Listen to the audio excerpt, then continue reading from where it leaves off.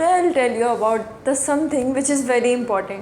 हमारे पास बहुत सारी ऐसी सिचुएशंस होती हैं और हमारे पास रिसोर्सेज नहीं होते हैं कुछ भी काम करने के लिए, लेकिन हमें उस चीज़ से काम चलाना पड़ता है जो चीज़ भी हमारे पास अवेलेबल होती है।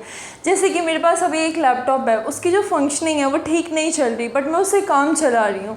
सो कभी आपने सोचा इसको इंग्लिश में कैसे बोलते हैं? Have you ever thought about how to speak in English that the काम चलाना वर्ड? सो मैं अपने लैपटॉप से काम चलाती हूँ। I make do with my laptop. I make do with my laptop.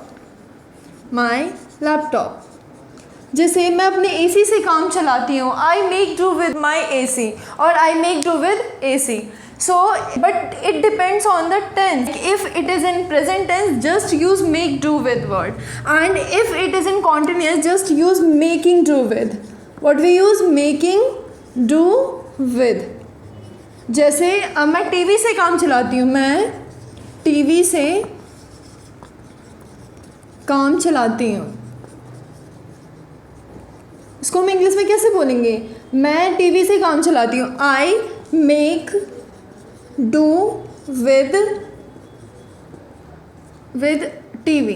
सो अब ये चीज़ आता है कि आपने कुछ भी चीज़ पास्ट में काम चलाया है किसी चीज़ से, जैसे कि एक ग्लास था मेरे पास और मेरे पास एक ही ग्लास था और मैंने उसी ग्लास से काम चलाया, तो आप इसको इंग्लिश में क्या बोलेंगे? I made do